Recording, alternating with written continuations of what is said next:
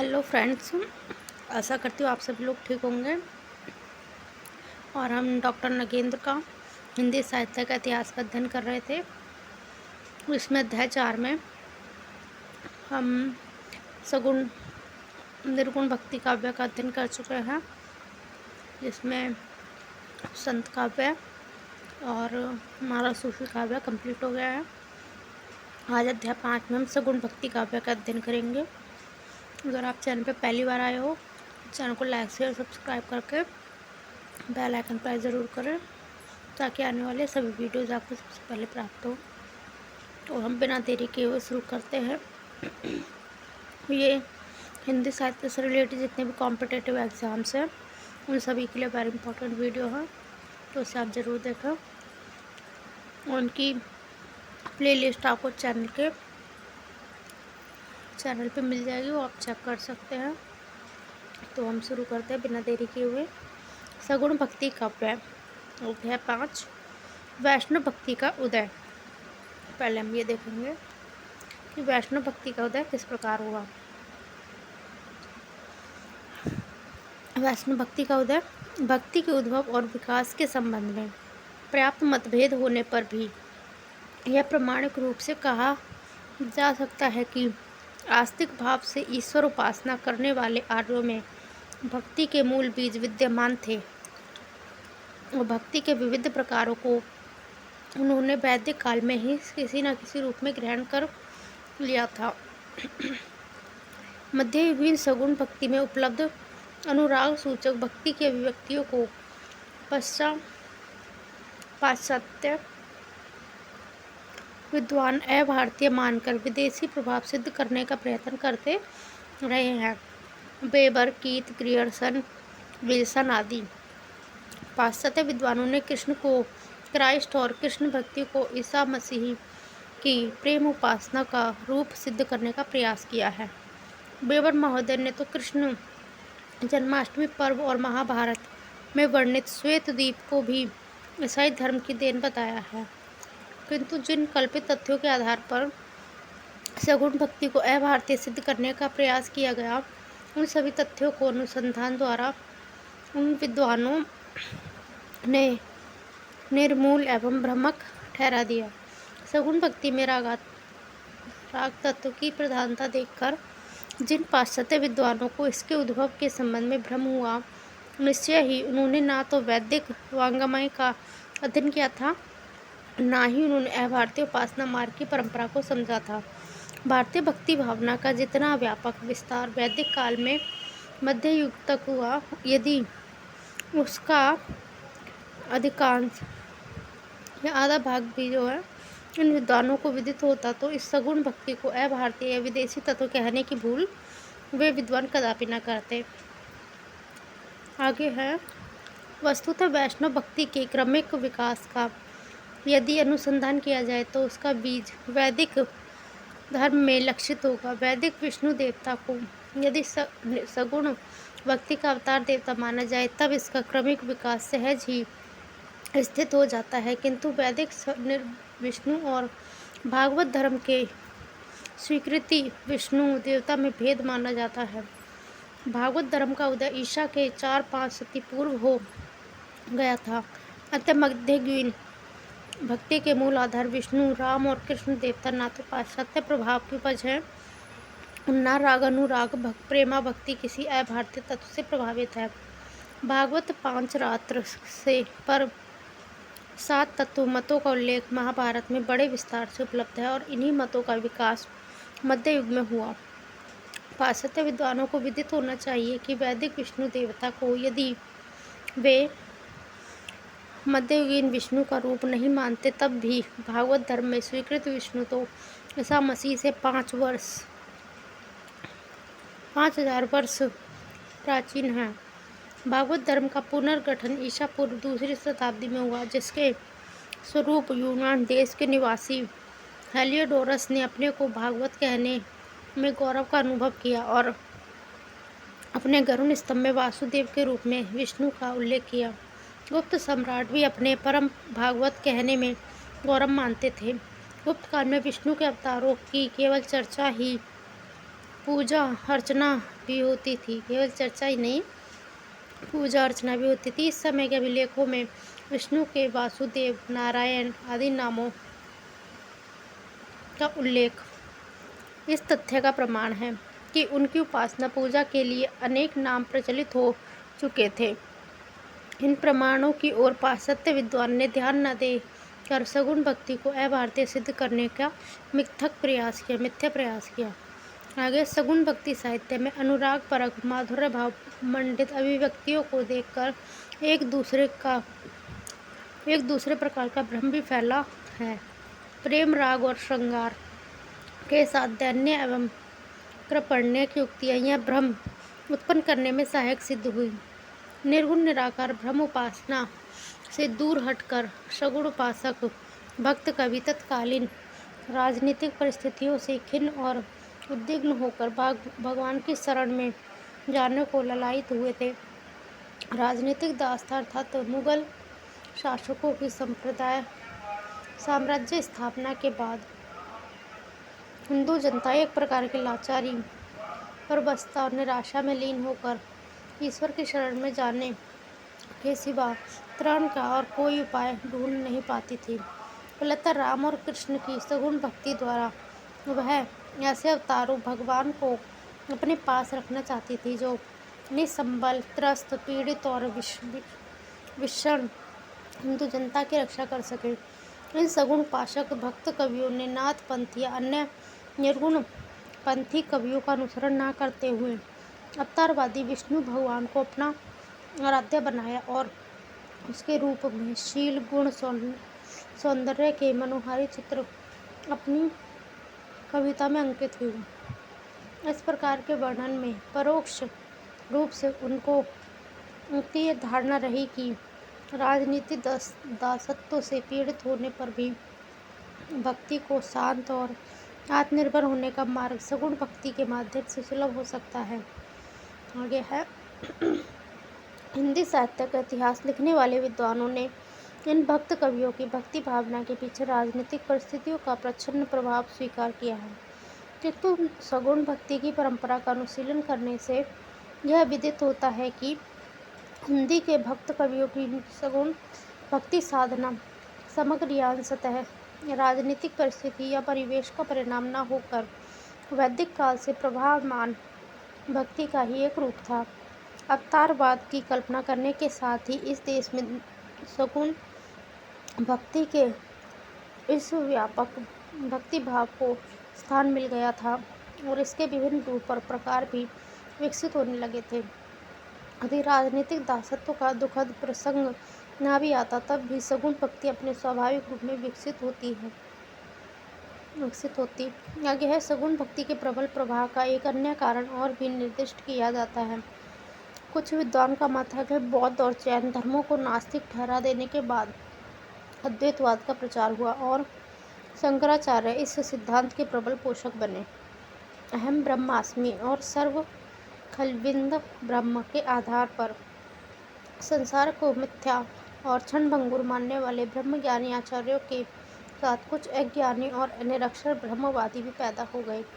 निर्गुण ब्रह्म की बात करने वाले ये तथाकथित अज्ञानी साधु सन्यासी ना तो ब्रह्म विद्या से परिचित थे और ना किसी यथार्थ तत्व ज्ञान का ही निबोध था। वैराग्य और मायावाद का ढोंग करने वाले इन साधुओं ने समाज में ऐसी लहर अवश्य पैदा कर दी थी जो संसार को क्षणभंगुर बताकर विरक्त बनने को प्रोत्साहन कर देने वाली थी। ऐसे निर्गुणीय दंभीज साधकों से बचने और संसार को सार युग मानकर भागवत भक्ति के पथ पर जनमानस को लाने के लिए सगुण साकार अवतारी विष्णु की भक्ति का रामानुज, निम्बार्क, मध्व, बल्लवाचार्य आदि दक्षिणात्य आचार्यों द्वारा पुनः प्रवर्तन किया गया। इन आचार्यों ने शंकराचार्य के अद्वैतवाद का विरोध करते हुए भक्ति मार्गीय उपासना को प्राश्रय दिया और अपनी सांप्रदायिक दृष्टि के साथ नवीन अद्वैत सिद्धांत स्थापित कर तुलसी सूर आदि कवियों ने इन आचार्यों के द्वारा प्रतिपादित सगुण भक्ति मार्ग को प्रस्तुत करने में योग दिया। आगे है वैष्णव धर्म के विविध रूप और वैष्णव भक्ति। वैष्णव धर्म का व्यवस्थित रूप हमें विष्णु पूजा के रूप में भागवत धर्म के प्रतिपादक पांच रात्र सत्व तत्व एवं नारायणी धर्म की शाखाओं में दृष्टिगत होता है। इन संप्रदायों में भक्ति मार्ग का स्पष्ट उल्लेख होने से वैष्णव भक्ति का इन्हीं से परिवर्तन मानना चाहिए। काल निर्धारण के लिए हम प्रसिद्ध पुरातत्ववेत्ता डॉक्टर वूलर का अभिमत स्वीकार कर सकते हैं, जिसमें उन्होंने भागवत सात्वत और पंचरात्र संप्रदाय को नारायण उपासना एवं देवकी पुरुष कृष्ण की उपासना के संप्रदाय कहा, और जिनका समय जैन धर्म के प्रादुर्भाव से बहुत पहले ईसा पूर्व 8वीं शताब्दी में ठहराया है। पाली साहित्य के प्रसिद्ध विद्वान सोनेट ने भी यह मत प्रकट किया कि विष्णु भक्ति के तत्व तथा कथानकों को बौद्ध साहित्य में ग्रहण किया गया है। भागवत धर्म की स्थापना बुद्धि के जन्म के बहुत पूर्व हो चुकी थी, और विष्णु पूजा के संबंध में अंग्रेज विद्वान बार्थ का भी मत है कि वह बहुत प्राचीन है। वृक्ष सर्प आदि की पूजा से पहले विष्णु भक्ति प्रचारित हो चुकी थी, इसलिए विष्णु पूजा को कोई विदेशी या सत्यायन मूल उद्भव स्वीकार करने की सर्वथा भ्रममूलक है।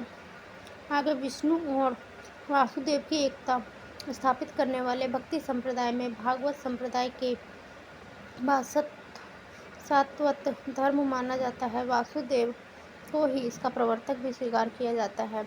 वासुदेव और सात्वत शब्द प्राय के रूप में भी उपलब्ध है। सात्वत धर्म के बाद पांचरात्र धर्म का स्थान आता है, जो अपेक्षाकृत अधिक व्यापक शास्त्रीय आधार ले चला है। विभिन्न संहिताओं और तंत्रों के आधार पर इसकी स्थापना की गई। कुछ विद्वानों का अनुमान है कि पांचरात्र शब्द जो पंचरात्र धर्म परिवर्तन काल में प्रसारित हुआ, वह बौद्ध और जैन जैसे नास्तिक धर्मों के खंडन के लिए था, किंतु मूल पांचरात्र तो प्राचीन काल से ही चला आ रहा था। पंचरात्र में रात्र शब्द का अर्थ ज्ञान है। ये इम्पोर्टेंट है कि रात्र शब्द का अर्थ क्या है पंचरात्र में, तो ज्ञान है। ये क्वेश्चन पूछा गया है पहले, तो याद रखना इम्पोर्टेंट है। पंचरात्र पंचविधि ज्ञान वचन को पंचरात्र माना जाता है। किसको? पंचविधि ज्ञान वचन को पांचरात्र माना जाता है। इसमें परम तत्व, मुक्ति, भुक्ति, योग तथा विषय क्या क्या है? परम तत्व, मुक्ति, भुक्ति, योग, विषय, संसार, इन 5 विषयों के समावेश ग्रहण को पंचधर्म कहते हैं। शंकराचार्य आदि विद्वानों ने भी पांचरात्र की प्रतिष्ठा और उसके संबंध में अपने विचार व्यक्त किए। इन सांप्रदायिक मतों के साथ वैष्णव भक्ति मार्ग का वर्णन हमें महाभारत, गीता, पुराण ग्रंथों में भी मिलता है। महाभारत के अनेक प्रकरण वैष्णव धर्म में स्वीकृत भक्ति का स्वरूप प्रस्तुत करते हैं। गीता महाभारत का एक अंश ही है, किंतु भक्ति क्षेत्र में उसका स्वतंत्र स्थान बन गया है। सांप्रदायिक भक्ति मार्गों के प्रवर्तन से पूर्व गीता और पुराण साहित्य को ही कृष्ण भक्ति का आधार समझा जाता था। गीता में भक्ति का निरूपण प्रत्यक्ष रूप से एकांतिक कृष्ण भक्ति का जैसे स्वच्छ और स्पष्ट रूप गीता में है, वैसा अनियंत्रित दुर्लभ है। डॉक्टर बरुआ ने गीता को विश्वास तत्व की प्रमुखता की दृष्टि से भक्ति ग्रंथ स्वीकार किया है। गीता को कर्म योग नाम देने वाले बाल गंगाधर तिलक भी भक्ति तत्व से परिपूर्ण मानते हैं। गीता रहस्य में उन्होंने स्पष्ट लिखा है, यह नहीं समझना चाहिए कि श्रवण, कीर्तन, विष्णु इत्यादि नवदा भक्ति गीता को मान्य नहीं। वैष्णव भक्ति के स्वरूप को स्पष्ट और स्वच्छ रूप से उद्घाटित करने में मुनिवर शांडिल्य और देव ऋषि नारद को भक्ति सूत्रों का प्रमुख स्थान है। भक्ति क्षेत्र में शांडिल्य ने जब भक्ति सूत्रों का निर्माण किया, तब भक्ति का व्याख्यात्मक स्तर पर प्रतिपादन अवश्य हो चुका था। महाभारत, गीता, पुराण आदि इसके प्रमाण हैं। इन ग्रंथों के सार तत्व को सूत्रों में समाविष्ट करने के निमित्त यह सूत्र पद्धति स्वीकार की गई, किंतु सूत्रों की रचना करते समय कुछ नवीन विचार भी सामने आए। शांडिल्य का सबसे मौलिक बात यह बताई कि भक्ति पंथ सभी भक्तों के लिए समान रूप से उन्मुक्त है। द्विजेतर भक्ति भी भक्ति मार्ग का अनुसरण कर भगवान की भक्ति कर सकता है। और उन्होंने दूसरी बात यह कही कि जब तक भक्ति का उदय नहीं होता। आत्मा जन्म मरण के चक्र में बनी रहती है। भक्ति भाव आने पर ही भाव चक्र का बंधन कटता है। सांडिल्य के अनुसार भक्ति शुद्ध राग आत्मिक वृत्ति है। परा और अपरा नाम से भक्ति के दो भेद सांडिल्य सूत्र में मिलते हैं। आगे है, नारद ने अपने भक्ति सूत्रों में भक्ति की उत्कृष्टता बड़े आग्रह के साथ स्थापित की। हार्दिक पक्ष की प्रधानता और प्रेम पर आश्रित होने से इस भक्ति को प्रेमा भक्ति की संज्ञा दी जाती है। दक्षिण भारत के अल्पार भक्तों की भक्ति पद्धति से नारद की भक्ति में बहुत कुछ साम्य लक्षित होता है। संभवतः इसी कारण को जो विद्वानों ने रागानुगा भक्ति का उत्स दक्षिण में स्वीकार किया। नारद ईश्वरीय प्रेम को ही भक्ति की संज्ञा देते हैं। इस प्रेम को प्राप्त कर लेना पर भक्त ना कुछ चाहता है, ना चिंता करता है, ना द्वेष करता है, ना किसी वस्तु में आसक्त होता है, ना विषय भोगी में उत्साही होता है। इस प्रेमा रूप भक्ति को पाकर भक्त सिद्ध हो जाता है, अमर हो जाता है, तृप्त हो जाता है। संक्षेप में भक्ति सूत्रों ने वैष्णव भक्ति भावना की एक ऐसी धरातल दिया है जिससे शास्त्रीय भी कहा जा सकता है और व्यवहारिक साधना के लिए सुगम मार्ग भी। आगे है, वैष्णव भक्ति के लिए उपयुक्त ग्रंथों का आधार मिल जाने पर यदि उसे लोकमानस ने बड़े आहत के स्थान ग्रहण किया तो इसमें आश्चर्य की कोई बात नहीं। तदंतर पुराणों ने वैष्णव भक्ति के लिए अवतारवादी राम और कृष्ण के चरित्र एवं लीलाओं का विस्तार प्रस्तुत कर एक नए आयाम के लिए अवसर प्रदान किया। राम का मर्यादा पुरुषोत्तम रूप तो उतने विस्तार से पुराणों में स्थान न पा सका, किंतु कृष्ण की अपार लीलाओं से पुराणों का कलेवर भरा पड़ा है। कृष्ण के ऐश्वर्यपरक कृत्य में असुरों के विनाश और धर्म स्थापना के साथ ही माधुर्य लीला परक वर्णनों से पुराण साहित्यपूर्ण है। यह कहना असंगत न होगा कि वैष्णव धर्म का वर्तमान रूप पुराणों द्वारा प्रतिपादित और समर्थित होकर सार्वजनिक बना है। पुराणों में भी भागवत पुराण ने कृष्ण अवतार को जिस विशद विस्तार के साथ ग्रहण किया वह मध्ययुगीन कृष्ण भक्त कवियों की उपजीविका बन गई और भागवत के आधार पर कृष्ण भक्त को कवियों ने ब्रज भाषा में उपन्यस्त किया। पुराणों के व्यापक प्रभाव का परिणाम यह हुआ कि प्रस्थान त्रय के बाद प्रस्थान चतुष्टय की कल्पना की गई और भागवत पुराण को उसमें समाविष्ट किया गया। वैष्णव भक्ति के प्रवर्तक श्री ब्रह्मरुद्र सनकादि संप्रदाय के अनुयायी आचार्यों ने भागवत पुराण पर टीका, भाष्य, टिप्पणी, वृत्ति आदि लिखकर अपनी प्राण निष्ठा का परिचय दिया। आगे वैष्णव भक्ति के प्रतिष्ठापक आचार्य। तो पढ़ते वैष्णव भक्ति के प्रतिष्ठापक आचार्य। वैष्णव भक्ति को विविध रूप में स्थापित करने वाले आचार्यों का युग 11वीं शताब्दी से 16वीं शताब्दी तक स्वीकार किया जाता है। कब से? 11वीं से 16वीं शताब्दी तक, ठीक है, स्वीकार किया जाता है। श्री रामानुजाचार्य 1017 से 1127 से यदि आचार्य युग का प्रारंभ माना जाए तो इसमें निम्बार्काचार्य, विष्णु स्वामी, मध्वाचार्य, वल्लभाचार्य तक का काल आता है। कहाँ से? निम्बार्काचार्य से लेकर वल्लभाचार्य तक का काल आता है। प्रवर्तक कौन कहेंगे? प्रारंभ माना जाता है श्री रामानुजाचार्य से। इन आचार्यों के अतिरिक्त विष्णु, राम और कृष्ण के उपासक अन्य आचार्य एवं महात्मा भी इसमें समाविष्ट हो जाते हैं, जिसमें कृष्ण चैतन्य गोस्वामी, तुलसीदास, सूरदास, अष्टाप के कवि गोस्वामी, हरिवंश उनके संप्रदाय कवि, स्वामी हरिदास उनके संप्रदाय की कवि आदि आते हैं। वैष्णव भक्ति तत्व को समझने के लिए हम यह प्रमुख आचार्यों के सिद्धांतों को संक्षेप में चर्चा करके अवश्य समझते हैं। उपयुक्त वैष्णव आचार्यों ने अपने सिद्धांत की स्थापना संस्कृत भाषा के माध्यम से की। इनके अपने मौलिक ग्रंथ भी उपलब्ध होते हैं, किंतु उनमें अधिक महत्व उनके भाष्य, टीकाओं और वृत्तियों का है। प्रस्थान त्रय, उपनिषद, गीता और ब्रह्मसूत्र पर भाष्य लिखकर अपनी दार्शनिक मान्यताओं की स्थापना प्राय सभी आचार्यों ने की। यदि पूरा भाष्य या टीका नहीं लिखी तो भी आंशिक रूप से इस दिशा में सभी आचार्य प्रयत्नशील रहे।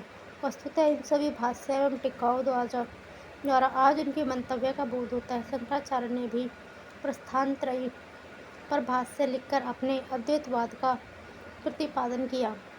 अतः परिवर्तित वैष्णवाचार्यों को इस मार्ग का अनुसरण करना अवश्य प्रतीत हुआ। दूसरा है श्री रामानुजाचार्य। आचार्य रामानुज ने अवतारी राम को अपनी विष्णु भक्ति का उपास्य देव स्वीकार कर विशिष्ट द्वैत सिद्धांत की स्थापना की। उनके मत में पुरुषोत्तम ब्रह्म सगुण और सविशेष है। भक्तों पर अनुग्रह करने के लिए वे 5 रूप धारण करते हैं। इन्हीं में अर्चावतार राम की गणना होती है। भक्ति की मुक्ति का साधन तत्वमसि सूत्र का अर्थ भी उन्होंने सगुण उपासक के दास्य भाव के आधार पर तत्व उनका त्वम तु अस्सी सेवक है ऐसा किया है, जिसमें जीव और ब्रह्म का शेषी अंतर संबंध स्थापित किया है। जीव शेष दास और ब्रह्म शेषी स्वामी हैं। भगवान की शरण में कैंकर्य भाव से प्रस्तुत होकर ही जीवात्मा अपना कल्याण कर सकती है। दार्शनिक स्तर पर यह सिद्धांत विशिष्ट द्वैत कहलाता है और इस संप्रदाय को श्री संप्रदाय कहते हैं। इस संप्रदाय का प्रबल प्रभाव रामानंद स्वामी पर देखा जा सकता है। हिंदी के वैष्णव कवियों में गोस्वामी तुलसीदास भी अत्यधिक प्रभावित है। आगे है मध्वाचार्य। पहले रामानुजाचार्य, उसके बाद आएंगे मध्वाचार्य। ठीक है, इनका समय देख लिया था हमने, ऊपर देखा था अभी 1017 वाला। अब है मध्वाचार्य। इनका समय 1199 का जन्म दक्षिण भारत के बेलीग्राम नामक स्थान पर हुआ। वेदांत में पारंगत होने पर भी संन्यास लेने पर इनका नाम आनंद तीर्थ था। ये नाम याद रखना कि आनंद तीर्थ किसका नाम था? मध्वाचार्य का। उत्तर भारत की यात्रा पर आने पर बद्री का आश्रम गए और वहाँ वेद व्यास से शालिग्राम की 3 मूर्तियाँ प्राप्त की थी मध्वाचार्य ने। यहीं अपने शिष्यों की सुविधा के लिए इन्होंने 8 मंदिरों का निर्माण किया और वैष्णव भक्ति के प्रचार में योग दिया। मध्वाचार्य ने अद्वैतवाद का घोर विरोध किया और इनका दार्शनिक मत द्वैतवाद है। इनके मत में भगवान विष्णु 8 गुणों से उपेत और सर्वोच्च तत्व है। जगत सत्य है। ईश्वर और जीव का भेद, जीव का जीव से भेद, जड़ का जीव से भेद वास्तविक है। समस्त जीव हरि के अनुचर है। जीव स्वभावतः अल्प शक्ति और अल्प ज्ञान संपन्न है। अल्प ज्ञान जीव सर्वज्ञ विष्णु के अधीन रहकर ही कार्य करता है।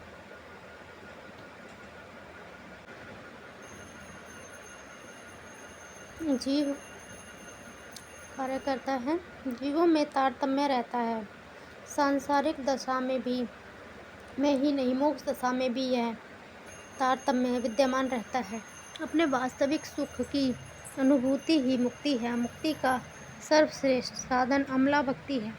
वेद का समस्त तात्पर्य विष्णु ही है। मध्वाचार्य का संप्रदाय ब्रह्म संप्रदाय के नाम से विख्यात है। आगे पढ़ेंगे श्री विष्णु स्वामी।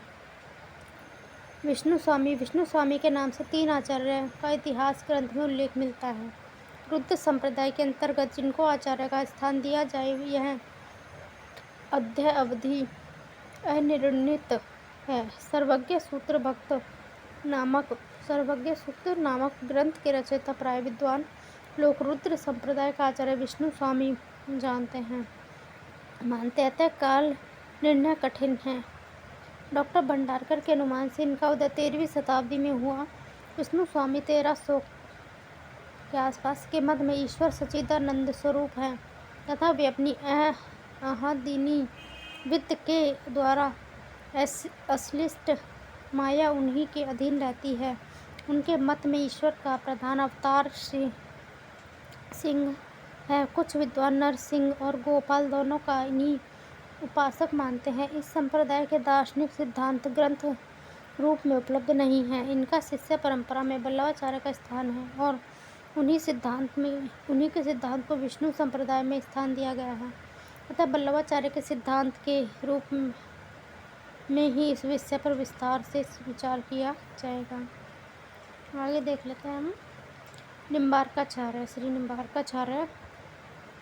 श्री निम्बार्काचार्य का समय अद्यावधि अनिर्णित है। जिसके निम्बार्क संप्रदाय में इनको सृष्टि के आधार पर उत्पन्न माना जाता है, किंतु डॉक्टर भंडारकर ने इनका समय 1162 ईस्वी के आसपास स्थिर किया है। कुछ विद्वान इस संप्रदाय को वैष्णव भक्ति का प्राचीनतम संप्रदाय मानते हैं। श्री निम्बार्क का संप्रदाय सनकादि संप्रदाय के अंतर्गत आता है। इस संप्रदाय का दार्शनिक सिद्धांत भेदाभेदवाद या द्वैताद्वैतवाद है। जीव अवस्था भेद से ब्रह्म के साथ भी भिन्न है और तथा अभिन्न भी है। जीव ब्रह्म का अंश है, ब्रह्म अंशी है। जीव अणु अल्पज्ञ है। भक्ति ही भक्ति का साधन है। विष्णु के अवतार रूप कृष्ण की उपास्य है। राधा कृष्ण की युगल उपासना का विधान इस संप्रदाय में है। ब्रज मंडल में इनका प्रचार और इनके अंतर्गत श्री कृष्ण की अनेक लीलाओं के द्वारा भक्ति भाव की अभिव्यक्ति की जाती है। निम्बार्क संप्रदाय के अनेक कवियों ने ब्रज भाषा में सुंदर पद रचना की है। स्वामी हरिदास की सखी संप्रदाय इसी की शाखा है। आगे पढ़ेंगे श्री वल्लभाचार्य के बारे में। वल्लभाचार्य का समय है 1479। जन्म रायपुर जिले के चंपारण नामक स्थान में हुआ था। उनके माता पिता तेलंग ब्राह्मण थे, किंतु वल्लभाचार्य का समस्त जीवन उत्तर भारत के काशी, प्रयाग और ब्रज मंडल में व्यतीत हुआ। ये अपने समय के तेजस्वी, प्रतिभा संपन्न महात्मा थे। सम्राट अकबर भी इनकी बुद्धिमत्ता से प्रभावित थे। वल्लभाचार्य का संप्रदाय आज स्वतंत्र संप्रदाय के रूप में विख्यात है, किंतु मूलतः इनका संबंध विष्णु स्वामी संप्रदाय से ही स्थिर किया जाता है। दार्शनिक दृष्टि से इस संप्रदाय का सिद्धांत शुद्ध अद्वैत कहलाता है। ब्रह्म माया से सर्वथा अलिप्त अर्थात शुद्ध है। इस प्रकार स्वर्ण अनेक रूपों में परिवर्तित होने पर भी शुद्ध स्वर्ण रहता है, इसी प्रकार ब्रह्म शुद्ध ही है। ब्रह्म अपनी संधनी शक्ति द्वारा सत्य का, सवित शक्ति द्वारा चित्त का और आहतनी शक्ति के द्वारा आनंद का आविर्भाव करता है। जीव सत्य और नित्य है, उसकी उत्पत्ति नहीं होती। जीव अणु है, वह 3 प्रकार से शुद्ध जीव, संसारिक जीव और मुक्त जीव है। शुद्ध जीव, संसारिक जीव और मुक्त जीव। जड़ जगत ना तो उत्पन्न होता है और न नष्ट, वरन इसका आविर्भाव और तिरोभाव मात्र है। भागवत प्राप्ति का साधन भक्ति है। भगवान के पोषण अनुग्रह को ही भक्ति का संबल मानना चाहिए, इसलिए इनके मत को पुष्टि मार्ग कहा जाता है। भक्ति का विवेचन करते हुए वल्लभाचार्य ने मर्यादा भक्ति और पुष्टि भक्ति का विधान किया। साधना सापेक्ष भक्ति को मर्यादा भक्ति के अंतर्गत रखते हुए निम्न स्थान दिया गया है और भगवान के अनुग्रह मात्र पर निर्भर भक्ति को साधना निरपेक्ष पुष्टि भक्ति कर श्रेष्ठ समझा गया। इस पुष्टि भक्ति को मानने वाले पुष्टि मार्ग भक्त जो है पुष्टि मार्गी कहलाते हैं। आगे शुद्ध अद्वैत दर्शन के अनुसार भगवान को जब रमण करने की इच्छा होती है, तब वे अपने आनंद आदि गुणों के अंशों को तिरोहित कर स्वयं जीव रूप ग्रहण करते हैं। इस व्यापार में केवल भगवान की इच्छा ही कारण, माया का इससे किसी प्रकार का संबंध नहीं। अभिभूत जीव नित्य होता है। सच्चिदानंद भगवान के अविकृत सत्य अंश से जड़ का निर्गम होता है तथा अविकृत चित्त अंश से जीव का आविर्भाव। अविकृत परिणामवाद को मानने के कारण सच्चिदानंद ब्रह्म ही अविकृत भाव से जगत के रूप में परिणत हो जाता है। वल्लभाचार्य ने जगत और संसार में भेद निरूपण किया और अपने सिद्धांतों के प्रतिपादन के लिए अणुभाष्य, सुबोधनी टीका, तत्वदीप निबंध, श्रृंगार मंडन, विद्वान मंडन प्रभृति अमर ग्रंथों का प्रणयन किया। ये इनके ग्रंथ याद रखना वल्लभाचार्य के। आगे वल्लभ संप्रदाय के प्रसार में वल्लभाचार्य के पुत्र गोस्वामी विठल नाथ का योगदान उल्लेखनीय है। वे अपने पिता के समान तेजस्वी और प्रतिभाशाली व्यक्ति थे। उनका प्रभाव तत्कालीन मुगल शासकों पर भी था। ब्रजमंडल में वैष्णव भक्ति की रक्षा के लिए उन्होंने अनेक सराहनीय कार्य किए। वल्लभ संप्रदाय को सुव्यवस्थित रूप उत्तर भारत से दूर गुजरात डॉक्टर याकोबी आज 6वीं शताब्दी ईसा पूर्व के बीच 34 शताब्दी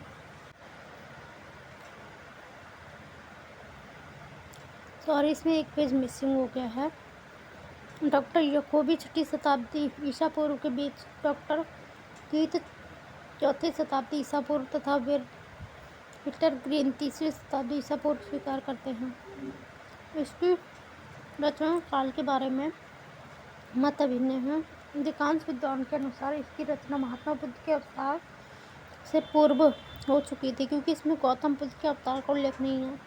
वाल्मीकि रामायण दक्षिणीय, गौड़ीय, पश्चिम उत्तरीय जो 3 पाठ उपलब्ध हैं और इनके देश काल व्यवधान के कारण पर्याप्त भिन्नता। आदि काव्य में राम का चित्रण उदात्त असाधारण गुणों से संपन्न दिव्य पुरुष के रूप में हुआ है।